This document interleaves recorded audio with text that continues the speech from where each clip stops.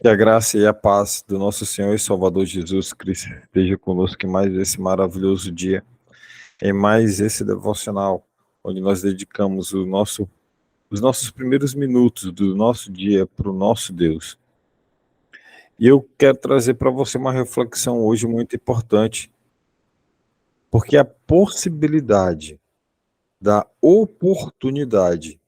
a possibilidade da oportunidade de nos arrepender dos pecados é, sim, uma grande prova de amor de Deus por nós. Pois através dessa possibilidade, dessa oportunidade que nos foi proporcionada através do sacrifício de Cristo na cruz, isso nos proporciona e nos possibilita salvar a nossa vida da ira que está próximo de vir. E claro, definitivamente, nós não merecemos o amor de Deus, nós não merecemos a sua graça, nós não merecemos a sua misericórdia, nós não merecemos o sacrifício de Cristo na cruz do Calvário por nós. Tampouco merecemos a oportunidade de nos arrependermos, uma vez que nós somos pecadores por opção nossa, não pela vontade do nosso Deus. Afinal, fomos nós que decidimos em comer da fruta que estava, através da liberdade que Deus nos proporciona, do amor que Ele nos deu, da confiança que Ele tem em nós. Ainda assim, nós escolhemos comer a fruta proibida. O fruto que estava ali naquela árvore foi uma decisão nossa de comer. É uma decisão nossa todo dia, de pecar ou não. Essa decisão, ela parte sempre do amor que Deus nos dá, de podermos, através do livre-arbítrio, escolher aquilo que supostamente é bom para nós. E é incrível o quanto nós somos especialistas em escolher aquilo que é ruim. Portanto, nós precisamos refletir diariamente sobre alguns pontos, como, por exemplo, qual é a diferença entre um arrependimento genuíno e apenas aquele mero sentimento de tristeza diante do pecado. Às vezes você peca e você fica triste. Será que você realmente está arrependido? Qual é a diferença disso daí? Ou em que medida as falsas confianças que nossa história ou a tradição em que nós vivemos, uma tradição falsa espiritualmente, como isso pode nos impedir de vivenciar uma verdadeira fé? Será que essa tradição religiosa que você vive te impede de você viver uma verdadeira fé? Ainda mais, quais são as consequências da inércia espiritual? De você não crescer espiritualmente, você passou até hoje a sua vida inteira praticando a mesma coisa sem sair do lugar. É como se você não produzisse fruto. É como se você, na condição de uma árvore, não produzisse um fruto. Nesse caso, um fruto digno de arrependimento, um fruto digno de mudança de vida, e você continuar pecando e persistindo no pecado. Quais são as consequências dessa inércia, dessa falta de mudança? São muitas perguntas e que todas nos levam a uma reflexão muito aprofundada a respeito dessa possibilidade, dessa oportunidade de nos arrependermos do pecado. Se você puder, vamos deixar que o Espírito Santo fale isso, trate isso conosco em mais esse devocional. Então, se você puder, curva sua cabeça, vamos orar juntos e pedir que o próprio Espírito Santo trate sobre isso conosco. Bondoso Deus, amado Pai, graças te damos, Senhor, por mais esse momento. Obrigado, Pai, pela tua presença. Obrigado, Santo Deus, pela oportunidade de nos arrependermos do nosso pecado, sermos lavados e possamos estar diante da tua presença. Definitivamente não são coisas que nós merecemos. Muito pelo contrário. Muito pelo contrário, Santo Deus. O que nós merecemos é a tua ira. Portanto, te agradecemos pelo teu amor, pela tua misericórdia, pela tua paciência conosco. Cuida de nós em mais esse dia. Nos proporciona, Pai, o pão do dia de hoje. Que nós possamos estar juntos em unidade contigo, Pai. É o que nós oramos e te agradecemos e que, acima de tudo, seja feita a tua vontade nas nossas vidas. Amém. Fala conosco, Espírito Santo. Através da leitura da palavra, que está hoje em Lucas, no capítulo 3, no versículo 7 ao 9, eu convido você a abrir a sua Bíblia e fazer a leitura. Caso você não tenha aí uma Bíblia na sua mão, a leitura está sendo compartilhada aí na tela do seu dispositivo, seja um tablet, computador, celular, está aí na tela. Quem vai fazer a leitura hoje é o nosso irmão Felipe. Então, Felipe, pode ligar o microfone e fazer a leitura para nós, por favor. A paz do Senhor.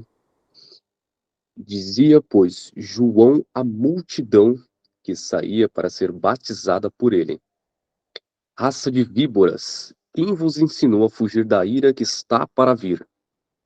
Produzi, pois, frutos dignos de arrependimento, e não comeceis a dizer em vós mesmos: temos Abraão por pai, porque eu vos digo que até destas pedras pode Deus suscitar filhos a Abraão.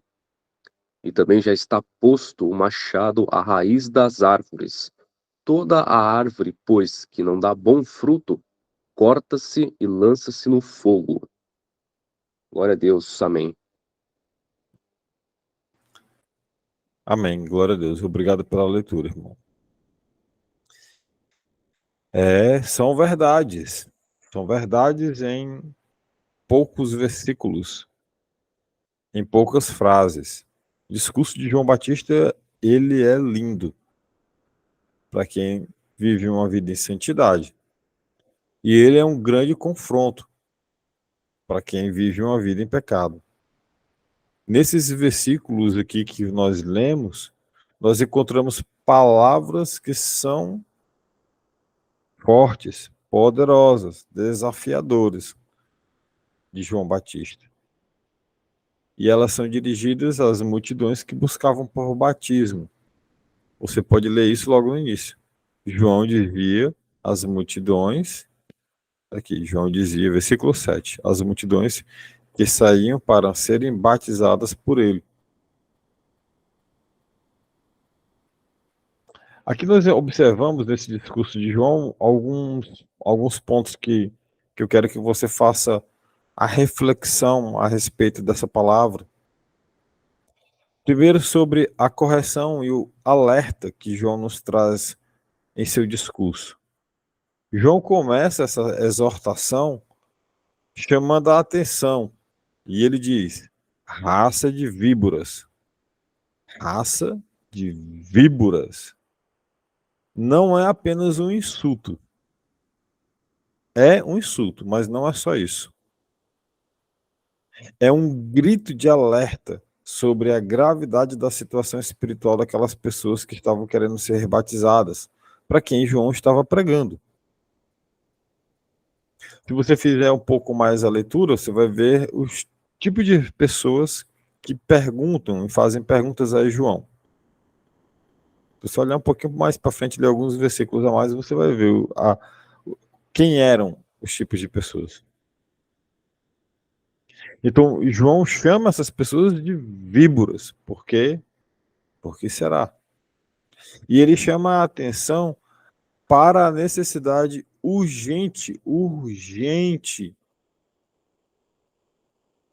para que essas pessoas elas possam, diante da ira que está vindo, mudar as suas vidas. Olha só a pergunta que ele faz. Quem deu a ideia de fugir da ira que se aproxima? Quem deu a ideia? É como se aquelas pessoas que estivessem vivendo o que é errado, na condição do que é errado, elas estivessem com a ideia na cabeça de que elas tá tudo bem, estamos tudo bem. É como se Jesus não precisasse voltar, vir até essa terra para nos fazer nos arrepender dos nossos pecados e nem se sacrificar na cruz do Calvário. É como se Deus estivesse olhando para nós lá de cima e dissesse assim: olha, tá tudo bem, eu não preciso mandar meu filho, afinal de contas, vocês estão fazendo tudo certo. E João, ele fala isso. Quem deu a vocês a ideia de fugir da ira que se aproxima?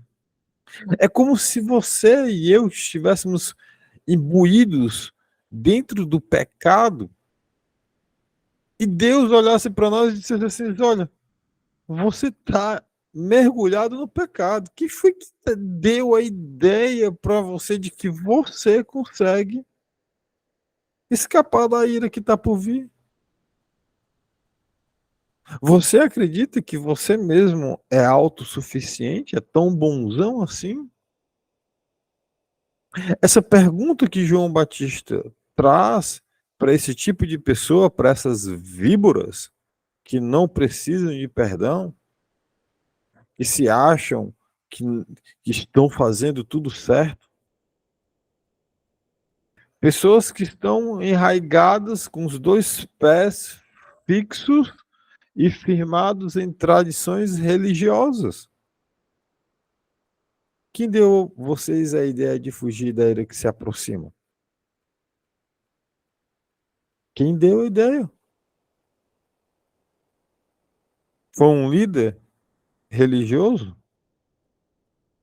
Porque se você lê a palavra de Deus, se você lê isso daqui, você vai perceber que essa ideia aí está errada. É como se as pessoas elas estivessem vivendo suas vidas através daquilo que alguém fala e não através daquilo que é retirado da Bíblia. E aí vem a pergunta: quem deu a ideia a vocês de fugir da ira que se aproxima? É como se as pessoas quisessem olhar para o texto bíblico, interpretá-lo ou entender ao seu bel prazer, e não sobre aquilo que o texto está falando. Arrependei-vos. E aí as pessoas dizem: não, isso não tem nada a ver. É só de vez em quando que eu peco. Deus vai me perdoar. E aí vem a pergunta: quem deu a vocês a ideia de fugir da ira que se aproxima, raça de víboras?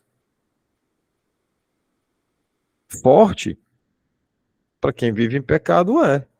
Para quem vive uma vida de santidade, não. É como um pai que chega para dois filhos e um deles quebrou um vaso que esse pai tem por herança do avô dele, e ele já vem com esse vaso há muitos anos. E aí seus filhos quebram um deles, e ele chega para os dois e fala: quem quebrou o vaso?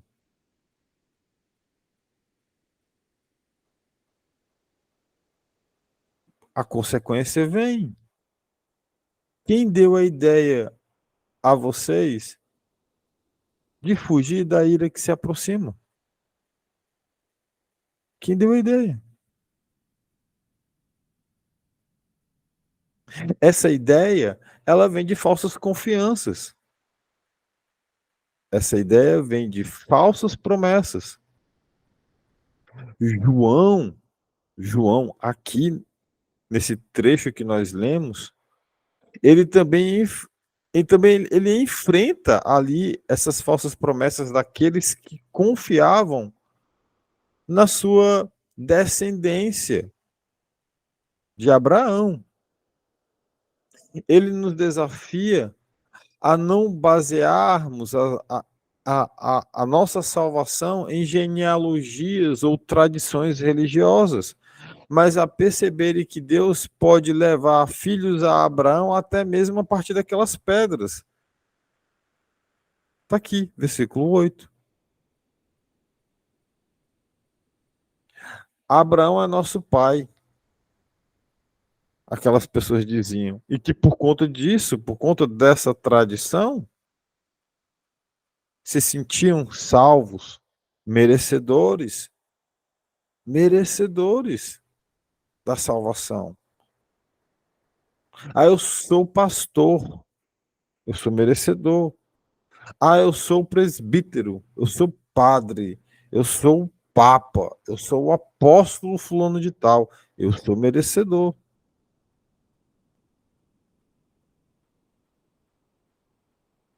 Aí o apóstolo, aí João Batista vem e fala: pois eu digo que dessas pedras Deus pode fazer surgir filhos a Abraão. Deus faz, Deus é o Todo-Poderoso, é o grande eu sou, é o Criador de tudo, irmão. Tradição religiosa não salva ninguém. É incrível, incrível como as pessoas vivem uma vida de religiosidade fútil. São verdadeiras víboras que só querem saber de religiosidade, que não querem ouvir a palavra de Deus. São víboras que fogem, víboras, cobras, que preferem ficar contando bolinhas do que se arrependerem e ouvir a palavra da salvação. São pessoas que continuam de forma impertinente a pecar, imbuídas em tradições religiosas, tradições que levam à desgraça, tradições que não levam a nada. Raça de víboras, filhos da mentira, do pai da mentira, do cão.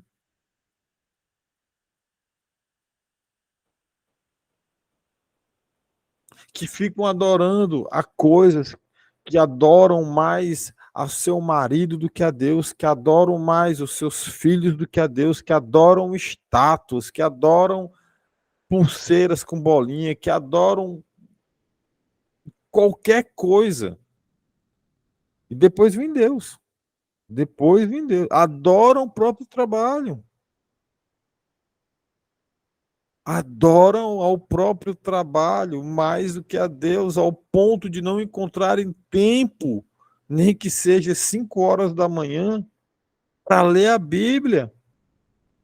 Mas acordam cedo de madrugada para saírem, para viajar, para tomar uma. Raça de víboras. Raça de víboras. Que não se arrependem, que não querem buscar o verdadeiro perdão. Raça de víboras, cobras. São cobras como as que cuspiram em Cristo.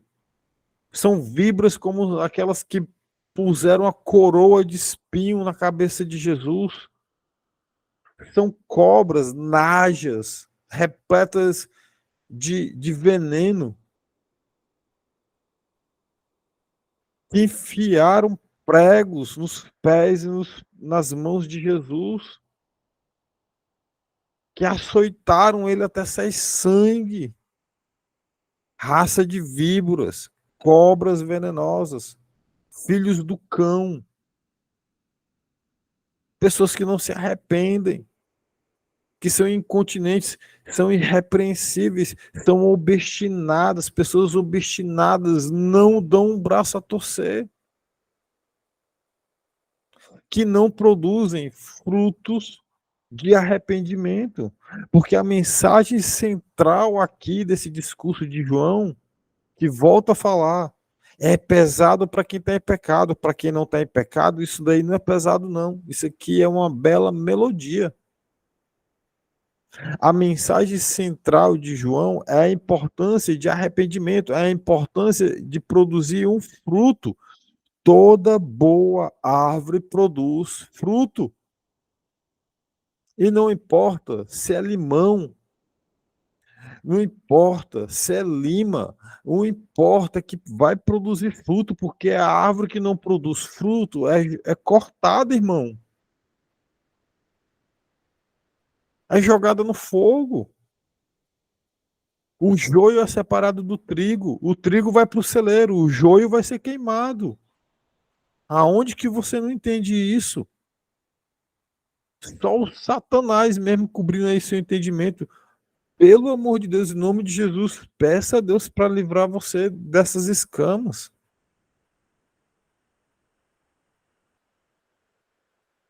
Possivelmente a palavra está te confrontando tanto que a maioria talvez não esteja mais nem aqui. Já tenham até abandonado o devocional na parte gravada ao chegar aqui. Porque a mensagem central é você produzir fruto. E não há fruto de arrependimento sem mudança de atitude. Não tem como. Não dá apenas para você ficar tristinho pelo que pecou, Senhor, pequei, vou chorar. E aí chora, e quando é outro dia, peca de novo. Aí vai, chora, fica com aquele remorso, aquele aperto no peito. Ai, Jesus, contei uma mentira para minha esposa. Contei uma mentira para o meu marido.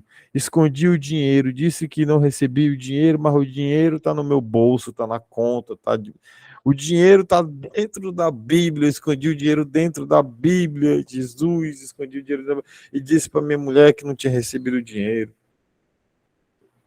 Senhor, eu estou adulterando. O senhor sabe que eu estou adulterando, não dá para esconder nada de Deus. Estou adulterando, estou traindo a minha esposa e eu não consigo. Mentiroso. Você é um mentiroso.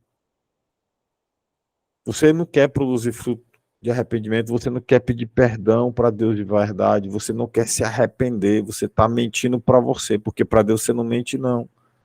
Deus, ele sabe, ele conhece toda a quantidade correta, exata dos fios de cabelo da sua cabeça, não só da sua cabeça, da barba que você tem, do cabelo no peito, se você tiver, e em outras partes aí, ele conhece tudo. Ele sabe você, ele sabe quem é você antes de você ter nascido, ele já sabia. Antes do seu pai e da sua mãe ter, das duas pessoas que foram lá e fizeram o ato de você nascer, antes disso ele já lhe conhecia. Antes disso ele já lhe conhecia. Ontem minha esposa perguntou, amor, por que que Deus ele permite que uma pessoa má ela morra antes de se arrepender dos seus pecados? Porque ele já sabe que a pessoa não vai se arrepender dos pecados. Ele já sabe. Porque se ele sabe que a pessoa má tem a possibilidade de se arrepender dos pecados, irmão, ele não vai permitir que essa pessoa morra até que ela se arrependa dos pecados. Deus não tem prazer na morte de ninguém, nem do ímpio. Quanto mais de um ímpio que vai se arrepender. Deus, ele sabe tudo, ele lhe conhece. Ele me conhece. Portanto, produza fruto do arrependimento. Fruto do arrependimento é você mudar de vida. Sair do pecado, definitivamente. Mudar de vida. E João Batista, aqui no seu discurso, ele mostra claramente as consequências de você não mudar, da inércia espiritual que você vive, se é que você está vivendo em inércia, parado, né? Não produzo fruto, não produzo nada. Vou para a missa, vou para o culto de domingo, vou para a missa de domingo e é só. Nada mais, nada mais, nada mais.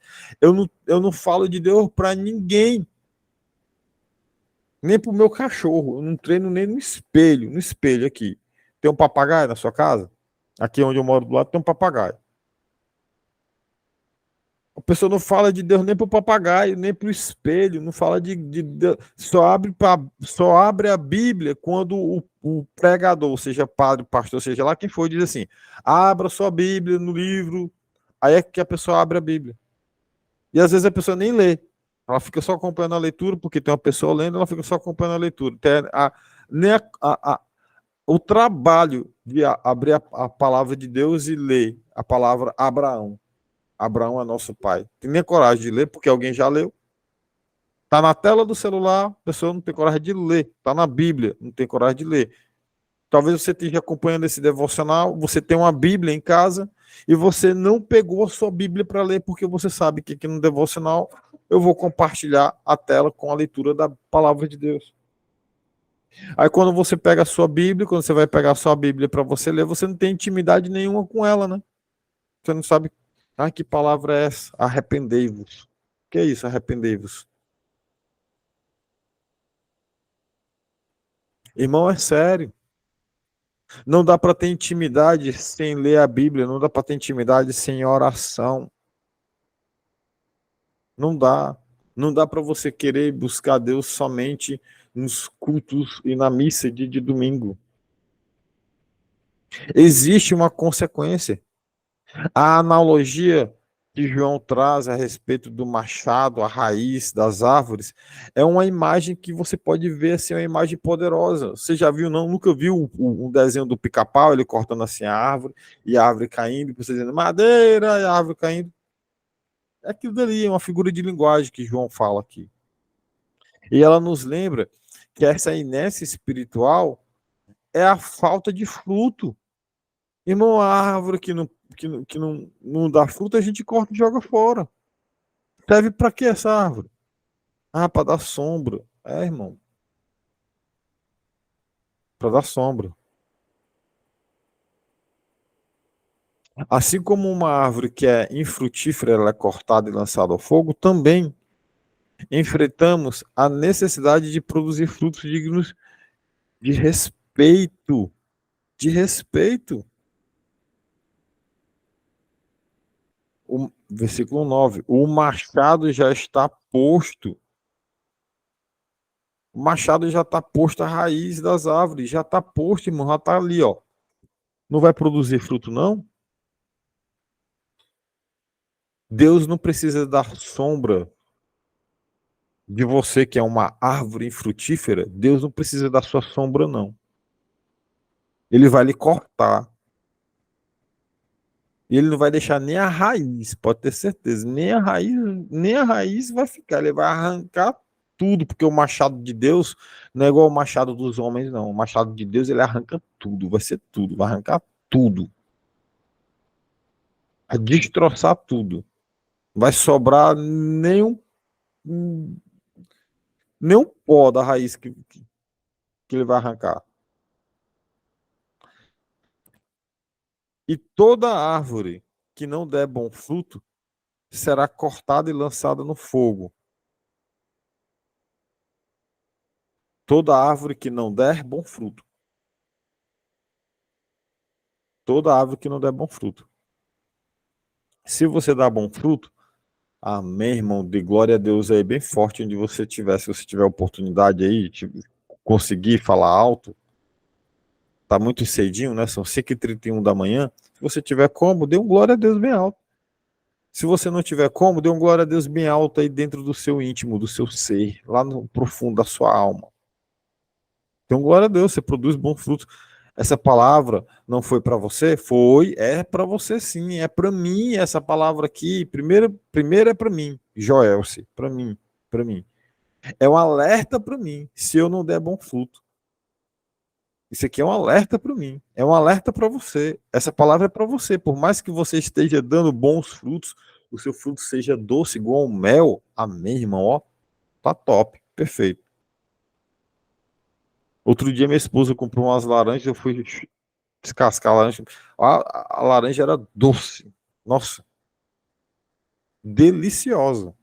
Parabéns, o seu fruto, irmão, ó, tá sensacional. Continue assim, porque se você não der fruto, esse aqui que vai acontecer com você. Essa palavra é para você, é para mim, dando fruto ou não.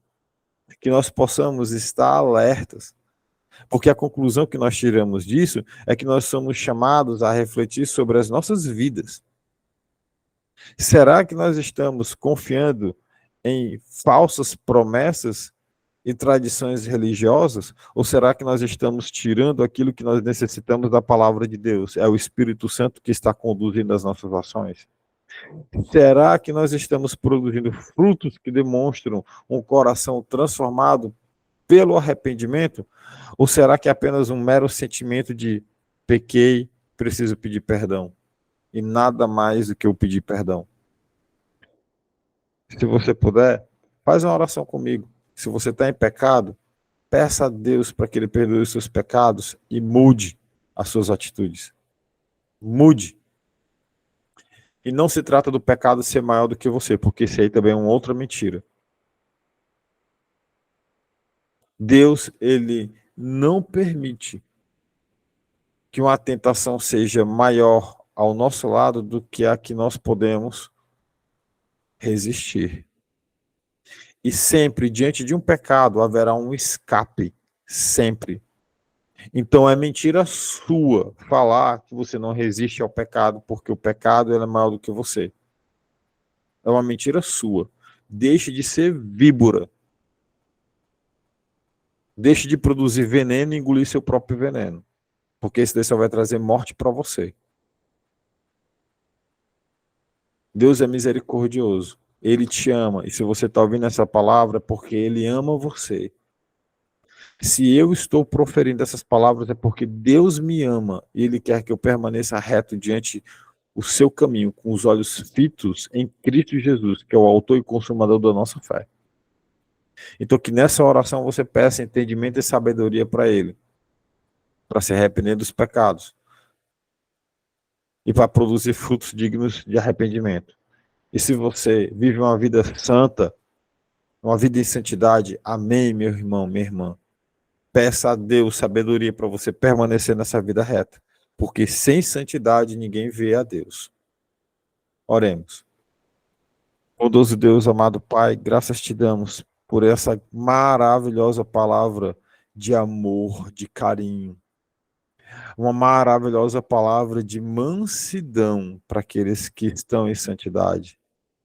E uma maravilhosa palavra de exortação para aqueles que estão em pecado, para que eles possam ser trazidos novamente ao centro, se converterem verdadeiramente, nascerem de novo, para produzirem frutos dignos de arrependimento. Que haja paz entre o povo de Deus e o Criador, o grande eu sou. Obrigado, Santo Deus, por nos permitir ler a tua palavra e ter o entendimento necessário, para que nós possamos permanecer com os olhos fitos em ti, Senhor, o autor e consumador da nossa fé, o nosso Senhor e Salvador Jesus Cristo, aquele que morreu na cruz do Calvário, que vivo está, ressuscitou ao terceiro dia, e sentado à destra, à direita do Deus Pai, Todo-Poderoso. Obrigado, Santo Deus, porque até aqui o Senhor tem nos ajudado. Proporciona-nos, Pai, o pão do dia de hoje. Que nós possamos trabalhar hoje e que nós possamos, através de Ti, trazer o pão para sustentar a nossa casa, os nossos filhos, aquelas pessoas que necessitam, e a nós mesmos. Obrigado, Paizinho. Muito obrigado, Pai. E que acima de tudo, acima de qualquer desejo e necessidade que nós estejamos passando, que seja feita a Tua vontade nas nossas vidas. É o que nós oramos, é o que assim já te agradecemos, em nome do Teu Filho Jesus. Amém. Amém.